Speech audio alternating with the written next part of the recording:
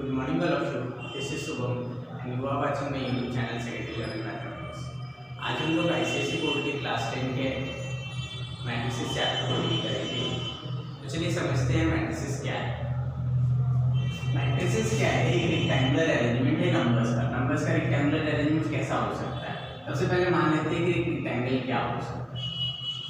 हम लोग जानते हैं ये रेक्टेंगल। अगर इसके अंदर में हम लोग क्या करें, नंबर्स को रख दे। मान लेते हैं कि 2, 3, 4, 5, 6, 7, 8, 9, 0, 1, 4, 3, 2, 1, 5। इसमें हम लोग क्या किए, हम लोग नंबर्स को रख दिए। तो बोला क्या कि कोई भी ऐसा रेक्टेंगुलर अरेंजमेंट जिसमें हम लोग क्या करें, नंबर्स को रखें। नंबर्स किस फॉर्म में हम लोग को रखने? नंबर्स हम लोगों को हॉरिजॉन्टल फॉर्म में और वर्टिकल फॉर्म में रखने।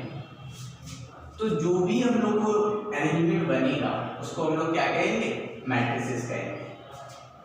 बात समझ में आई? तो हमारा मैट्रिक्स का डेफिनेशन क्या निकल के आया? मैट्रिक्स का डेफिनेशन क्या हो गया हमारा? A rectangular arrangement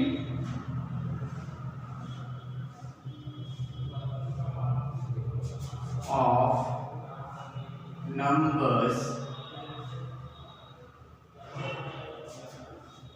in the form of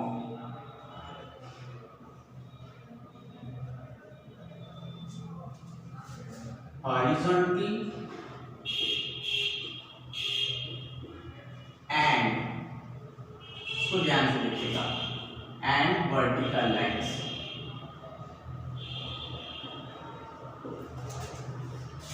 अब थोड़ा सा हम लोग समझने का कोशिश करते हैं कि यहाँ पे हॉरिजॉन्टल एंड वर्टिकल लाइन से क्यों बोला। वो या तो सिर्फ हॉरिजॉन्टल भी बोल सकता था या तो सिर्फ वर्टिकल भी बोल सकता था। कि सिर्फ हॉरिजॉन्टल लाइन से अगर हम लोग ले रहे हैं तो भी मेरा एक मैट्रिक्स बन सकता है कि नहीं, या तो सिर्फ हम लोग वर्टिकल लाइंस भी ले रहे हैं तो भी हम लोग को मिल सकता है कि नहीं मैट्रिक्स। तो ऐसा क्यों नहीं बोला है कि वो सिर्फ और सिर्फ हॉरिजॉन्टल ले ले और सिर्फ वर्टिकल ले ले डेफिनेशन में। तो वो क्या बोला, वो तो सिंपली बोल रहा है कि हॉरिजॉन्टल एंड वर्टिकल लाइंस दोनों होना चाहिए। ऐसा क्यों? तो वो लोग देख लेते हैं।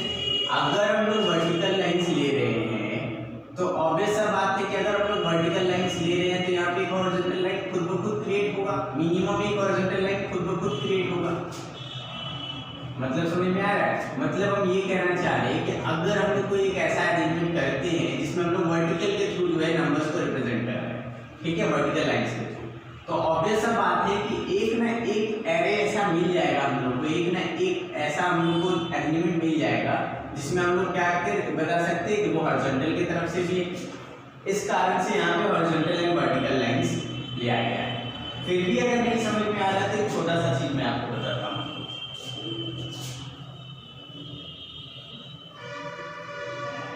जैसे मान लेते हैं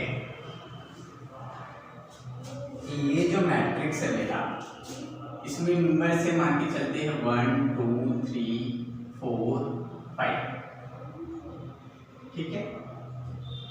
अब ध्यान से समझिएगा। तो इसमें हम लोग को क्या दिख रहा है कि एक हॉरिजॉन्टल लाइन है ना,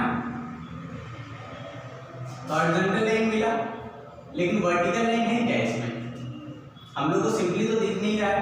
तो हम लोग क्या बोल सकते हैं कि ये जो है मैट्रिक्स नहीं होगा। हम लोग सभी का दिमाग में यही आएगा कि ये मैट्रिक्स नहीं होगा, क्योंकि सिर्फ इसमें हॉरिजॉन्टल लाइन हम लोग को दिख रहा है लेकिन वर्टिकल लाइन नहीं है। और डेफिनेशन बोल रहा है कि कैसा रेक्टेंगुलर अरेंजमेंट होना चाहिए नंबर्स का जिसमें हॉरिजॉन्टल लाइन भी हो और वर्टिकल लाइन भी। तो हमको तो सिर्फ हॉरिजॉन्टल लाइन दिख रहा है, वर्टिकल लाइन इसका किधर है? तो यहीं पे हम लोग चुप करते हैं। गलती क्या है कि यहाँ पे हम लोग हॉरिजॉन्टल लाइन तो दिख रहा है, लेकिन ये एक नंबर, ये दूसरा, ये तीसरा, ये चौथा, ये पांचवा, ये 5 वर्टिकल लाइन को रिप्रेजेंट करेगा।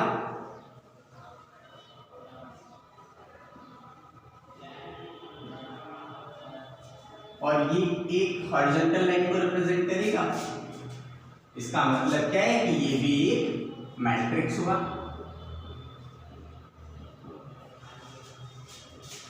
सिमिलरली अगर हम लोग कुछ ऐसा ले लेते हैं 1 2 3 4, तो इसके पास एक वर्टिकल लाइन तो है, तो क्या इसके पास हॉरिजॉन्टल लाइंस नहीं है? तो हम लोग बोलेंगे हाँ बिल्कुल है, 1 2 3 4 हॉरिजॉन्टल लाइंस है इसके पास। तो ये क्या हुआ? ये भी एक मैट्रिक्स हो गया।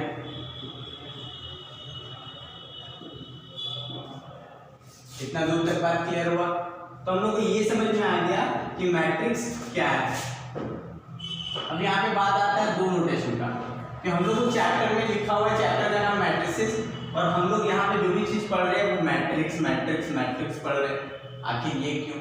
तो हम लोग शुरू से मैथमेटिक्स में बोल रहे हैं, मैथमेटिक्स जो है ग्रामर्स को बहुत अच्छे तरीके से पकड़ता है। तो सिंगुलर फॉर्म और हम लोग प्लूरल फॉर्म पढ़े कोई भी वर्ड का, तो जब हम लोग सिर्फ एक मैट्रिक्स के बारे में बात करते हैं तो उसका नाम मैट्रिक्स होता है, लेकिन जब हम लोग एक से ज्यादा के बारे में बात करते हैं तो उसका नाम जो हो जाता है, उस अरेंजमेंट का नाम हो जाता है मैट्रिसेस। तो हम लोग क्या करने वाले हैं, इस चैप्टर में बहुत सारे मैट्रिक्स को पढ़ने वाले हैं, तो उन सभी को मिला करके इस चैप्टर का नाम जो है प्लूरल फॉर्म में मैट्रिसेस। बात समझ में आई?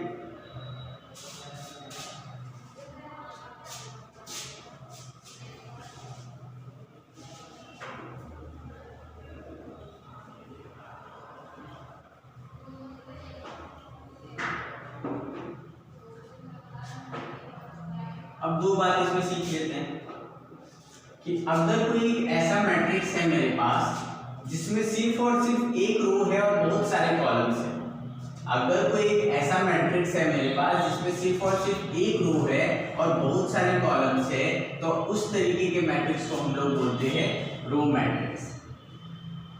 कौन सा मैट्रिक्स? Row matrix.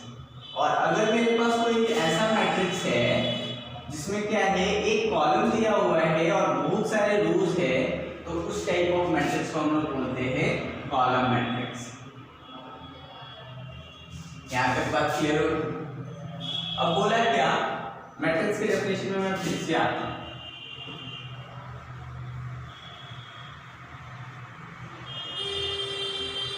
छोटा छोटा सा पॉइंट हम लोग समझेंगे और उसके बाद फिर मैट्रिक्स हम लोग को बहुत आसान लगने लगेगा। मैट्रिक्स में क्या बोला था?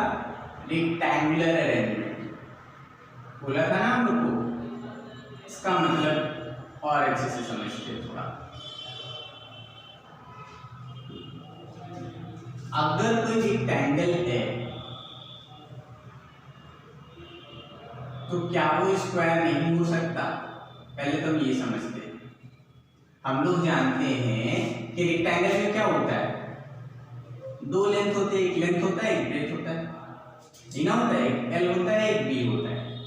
अगर मान ले ये दोनों सेम है तो क्या वो रेक्टेंगल नहीं है? वो भी तो एक रेक्टेंगल है। इसका मतलब क्या है कि एक स्क्वायर जो हम बोल रहे हैं वो भी एक टाइप ऑफ रेक्टेंगल है ना। तो इस तरीके से हम लोग बोल सकते हैं कि जो भी मेरा मैट्रिक्स है वो क्या है, दो तरीके से क्लासिफाई हो सकता है, एक रेक्टेंगुलर मैट्रिक्स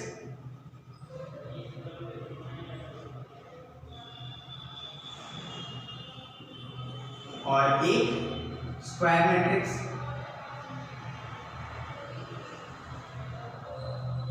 ये अभी मैं अलग अलग करके बता रहा हूं, लेकिन जनरली क्या है, ये इसी के अंदर भी इंस्क्राइब है। ये जो स्क्वायर मैट्रिक्स है वो पार्ट है